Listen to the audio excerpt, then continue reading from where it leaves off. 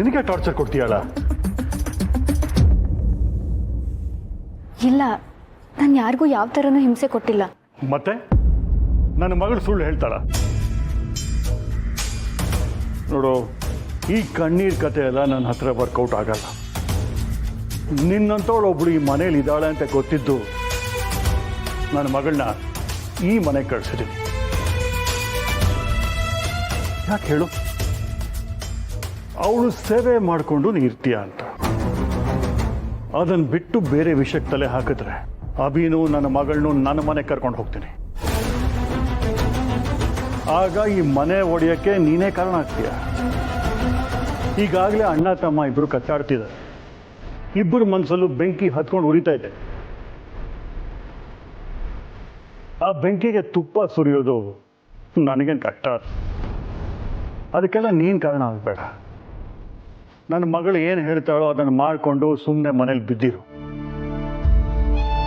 ದಯವಿಟ್ಟು ಹಾಗೆಲ್ಲ ಮಾಡಬೇಡಿ. ಅಣ್ಣ ತಮ್ಮನ್ನ ದೂರ ಮಾಡಬೇಡಿ. ಅಭಿ ಮನಸ್ಸನ್ನ ಕೆಡಿಸ್ಬೇಡಿ. ಹಾ, ಈ ಭಯ ಯಾವತ್ತೂ ಇರಬೇಕು. ಹೊರಡು. ನಾನು ಹೇಳಿದ ಯಾವಾಗಲೂ ನೆನಪಿರಲಿ. ಜೀನಿಯಸ್ ಡ್ಯಾಡ್ ನೀವು. ಡಿಕ್ಷನರಿ ತೆಗೆದು ನನ್ನ ಹೆಸರಿಗೆ ನೀನು ಮೀನಿಂಗ್ ಹುಡುಕಿದ್ರೆ ಇದೇ ಸಿಗುತ್ತೆ. ಕೇಳಿಸ್ಕೊ, ಅಪ್ಪಿ ತಪ್ಪಿ ನನ್ನ ಮೈ ಮೇಲೆ ಒಂದು ಸೊಳ್ಳೆ ಕೂತ್ಕೊಂಡು ಕಚ್ತಾ ಇದ್ರು ನಾನು ಅದನ್ನ ನೋಡಿ ಅಂತ ಓಡಿಸ್ತೇನೆ ಹೊರತು ಹೊಡೆದು ಸಾಯಿಸೋದಿಲ್ಲ. ಅಂಥದ್ರಲ್ಲಿ ನಾನು ನಿಮ್ಮ ತಾತನ ಸಾಯಿಸೋ ಯೋಚನೆ ಮಾಡ್ತೀರಾ? ಹೇಳು. ನನ್ನ ಬಿಟ್ಬಿಡಿ. ಸೊಸೆ ಬುದ್ದು ಏನ್ ಸೊಸೆ ಬುದ್ಧುನ?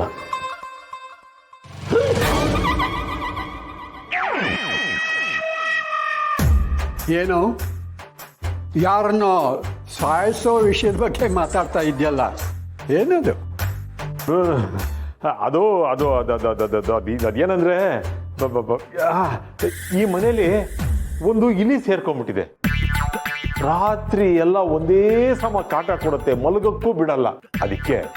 ಅದಕ್ಕೊಂದು ಚೂರೇ ಚೂರು ವಿಷ ಹಾಕಿ ಸಾಯಿಸ್ಬಿಡೋಣ ಅಂತ ಹೇಳ್ತಾ ಇದ್ದೆ. ಆದ್ರೆ ನಿಮ್ಮ ಮೊಮ್ಮಗಳು ನನ್ನ ಮಾತನ್ನ ಒಪ್ಕೋತಾನೇ ಇಲ್ಲ. ಅದೇ ಈಗ ತಾನೇ ನೀ ಏನೋ ಹೇಳಿದ್ಯಲ್ಲ, ನನ್ನ ಮೊಮ್ಮಗಳು ಅಂತ. ಅವಳು ಎಷ್ಟೇ ಕೆಟ್ಟವಳಾದರೂ ಕೂಡ ಸಾಯಿಸೋ ಮಟ್ಟಕ್ಕೆ ಹೋಗೋದಿಲ್ಲ. ಅಲ್ಲ, ಯಾರನ್ನೇ ಆಗಲಿ ಯಾಕೆ ಸಾಯಿಸ್ಬೇಕು? ನೀನೊಂದು ಕೆಲಸ ಮಾಡ್ಬೋದಲ್ಲ, ಒಂದು ಬೋನ್ ಇಟ್ಬಿಡು, ಅದರಲ್ಲಿ ಬೀಳುತ್ತೆ, ಅದನ್ನ ಎಲ್ಲೋ ದೂರ ಬಿಟ್ಬಿಟ್ಟು ಬಂದ್ರೆ ಆಯ್ತು.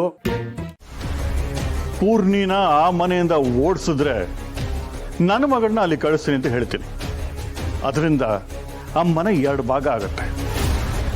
ಆ ಮಾಧವ ತುಂಬ ಮೆರೀತಿದ್ನಲ್ಲ, ನಾನು ನನ್ನ ಮಕ್ಕಳೆಲ್ಲ ಒಂದೇ ಮನೇಲಿದ್ದೀವಿ ಅಂತ. ಈ ಥರ ನಾನು ಮಾಡಿದ್ರೆ ಅವ್ರಿಗೊಂದು ಶಾಕ್ ಟ್ರೀಟ್ಮೆಂಟ್ ಕೊಟ್ಟಾಗತ್ತೆ. ರೀ, ಅಷ್ಟು ಚಿಕ್ಕ ವಿಷಯನ ಯಾಕೆ ಇಷ್ಟು ದೊಡ್ಡದು ಮಾಡ್ತಿದ್ದೀರಾ? ದೀಪಿಕಾ ನನ್ನ ಮಗಳು. ಯಾರೋ ಹೆತ್ತು ಬೀದಿಲಿ ಬಿಸಾಕಿರೋ ಒಂದು ಅನಾಥೆ ಅವಳು ತೊಂದರೆ ಕೊಟ್ರೆ ನಾನು ಸುಮ್ಮನೆ ಇರ್ಬೇಕಾ? ನಿನಗೆ ಚಿಕ್ಕ ವಿಷಯ. ನನ್ನ ಮಗಳು ಆ ಮನೇಲಿ ಸಂತೋಷವಾಗಿಲ್ಲ ಅಂದ್ರೆ ಆ ಮನೇನ ಒಡಿದೇ ಬಿಡಲ್ಲ.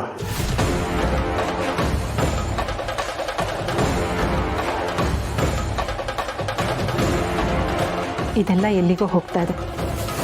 ಹೇಗಾದ್ರೂ ಮಾಡಿ ಇದನ್ನೆಲ್ಲ ತಡಿಬೇಕು. ಹಾಂ, ಹೌದು, ಪೂರ್ಣಿ ಜೊತೆ ಇದ್ರ ಬಗ್ಗೆ ಮಾತಾಡಬೇಕು.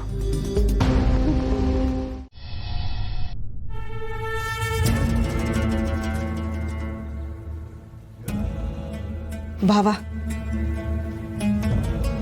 ನೀವು ಡೆಲ್ಲಿಗೆ ಹೋಗೋ ಮುಂಚೆ ನಿಮಗೆಲ್ಲ ಏನೋ ಹೇಳಬೇಕು.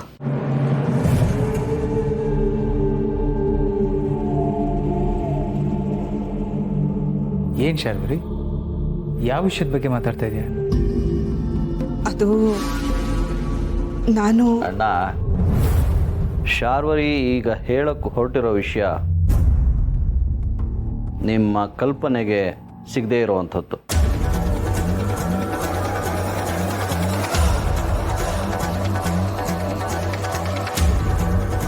ಅವಳು ಹೇಳೋ ಒಂದೊಂದು ಮಾತು ಕೇಳಿಸ್ಕೊಂಡಾಗಲೂ ಈ ಮನೇಲಿ ಏನೇನಾಗುತ್ತೆ ಅನ್ನೋದನ್ನು ಊಹೆ ಕೂಡ ಮಾಡೋಕ್ಕಾಗಲ್ಲ. ಆದರೆ ಈ ವಿಷಯನ ಅವಳು ನಿಮ್ಮೆಲ್ರಿಗೂ ಹೇಳಲೇಬೇಕಾಗಿದೆ.